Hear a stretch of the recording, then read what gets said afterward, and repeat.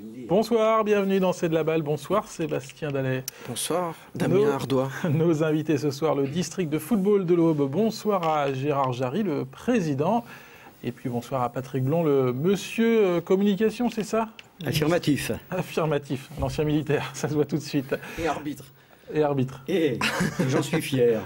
La première question est pour le président. Combien de footballeurs dans l'Aube aujourd'hui?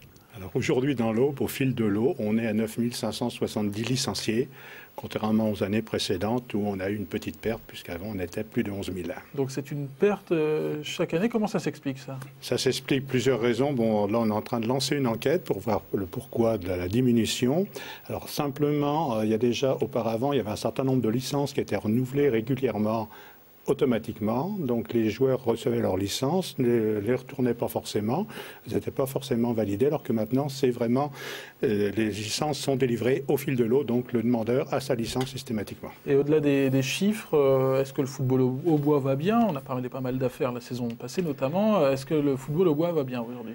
Pour moi, le football au bois va bien. Maintenant, bon, c'est vrai qu'on a perdu des licenciés. On a perdu 1100 licenciés dans le département.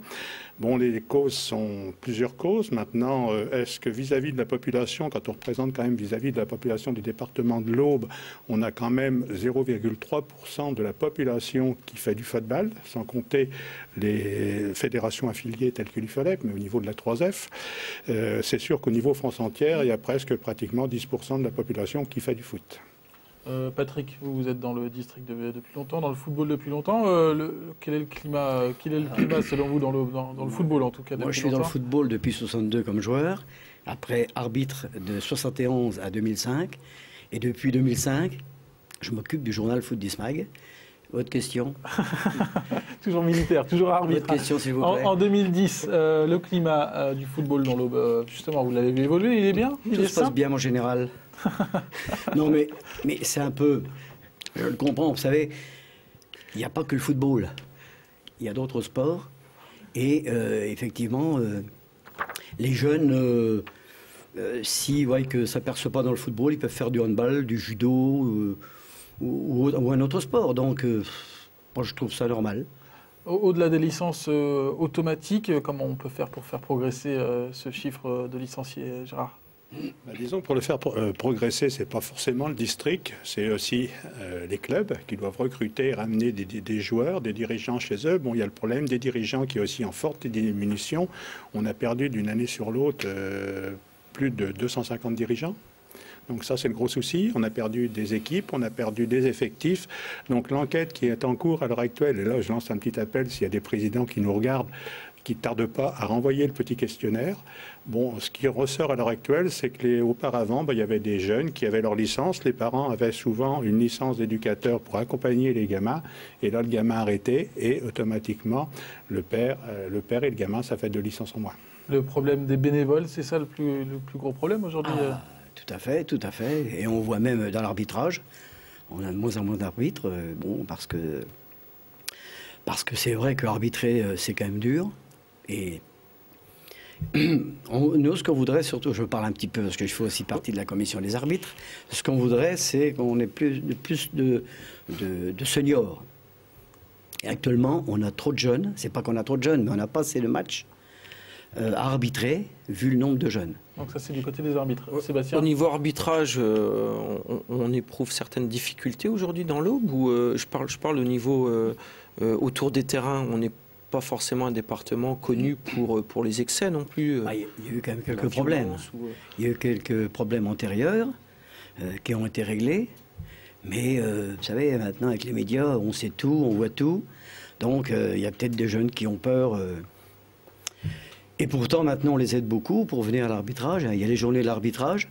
Hein, et puis, il y a d'autres... comment dirais-je, oui. D'autres opérations de promotion, oui, j'imagine.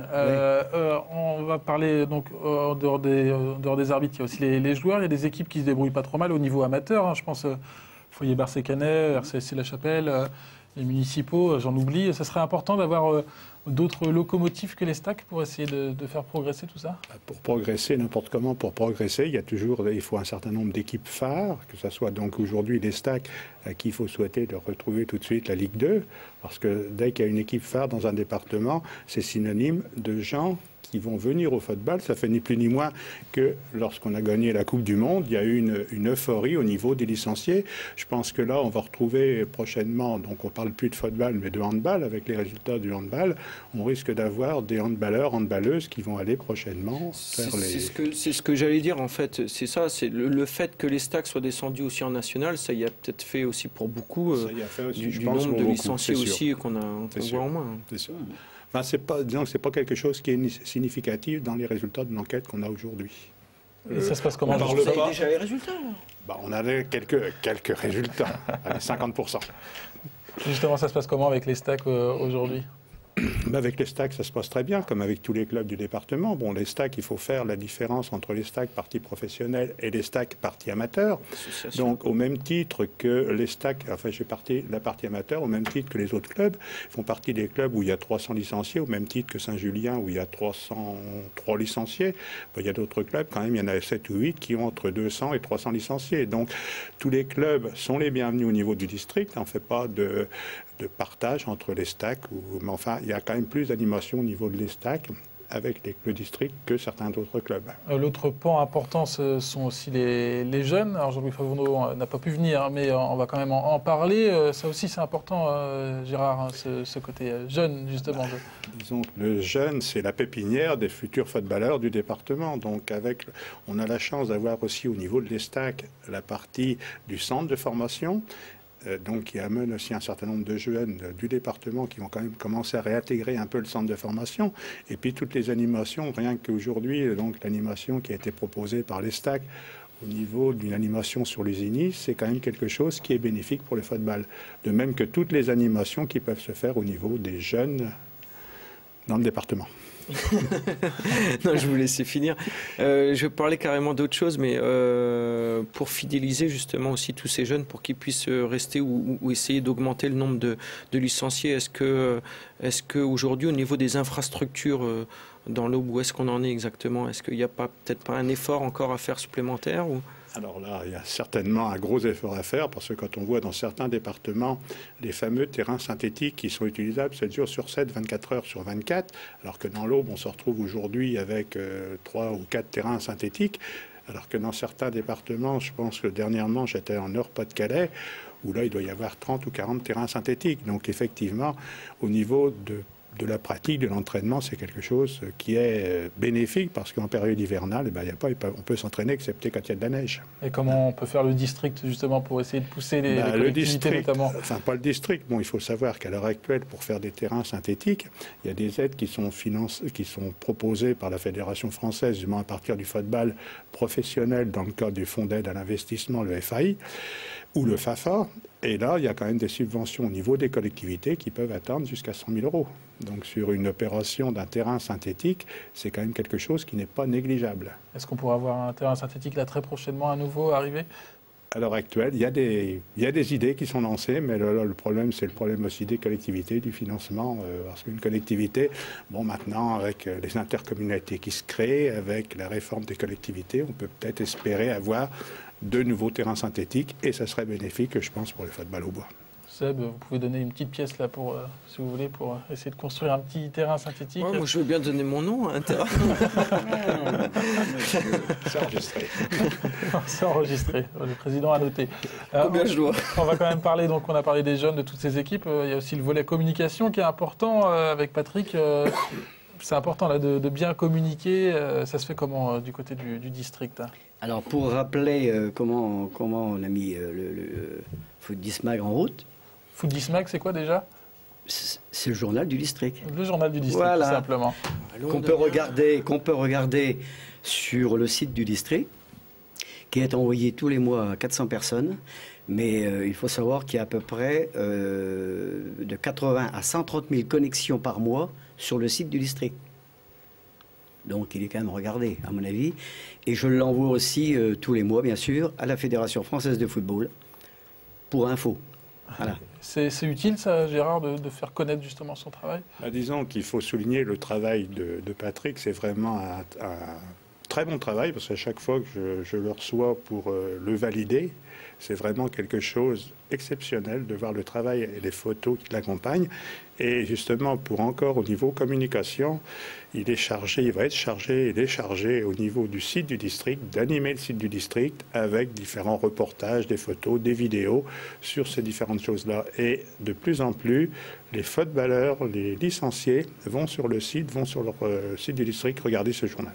Est-ce qu'on verra dans le prochain numéro un reportage sur l'émission du district dans C'est de la balle, Patrick? Normalement, oui, oui, oui. Normalement. J'irai voir aussi M. Dallet, lui poser quelques questions. Je le prendrai en photo. Pas nu, hein, habillé. Non, mais je précise. Mais c'est pas le même journal, sinon. Ah, c'est pas...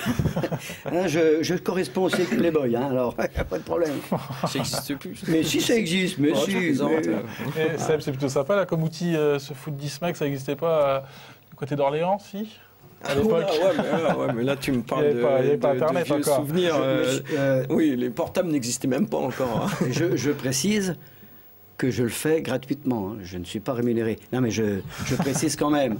Parce qu'il y en a qui m'ont posé la question. Je n'ai pas entendu. Ça tombe bien parce que le président est là. Non, mais il y en a. Non, je suis pas. Non, c'est un plaisir. C'est un plaisir. Je connais bien le football. C'est un plaisir. Je passe du temps, beaucoup de temps. Puis depuis que je suis retraité, alors là, je me couche à 2-3 heures du matin.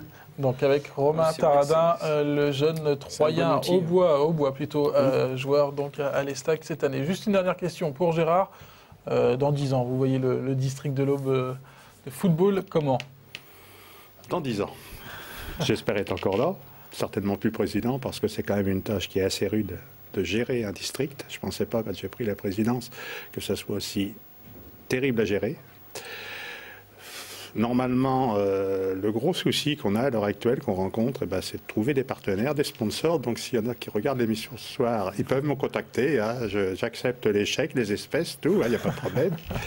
Le gros souci, c'est ça va être la partie financière, parce que pour faire des animations, des actions, puis malheureusement, dans certaines catégories d'entraîneurs, de joueurs, quand on entend dire qu'on commence à les payer, c'est ça qui m'inquiète au niveau du sport amateur.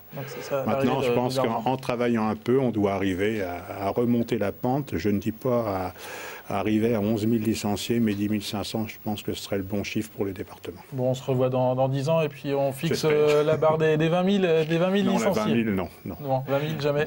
Non. Bon, tant pis. Faut pas. Merci. Si le TGV arrive. Patrick, tu voulais dire un dernier mot? Tout dépend du résultat de la Coupe du Monde.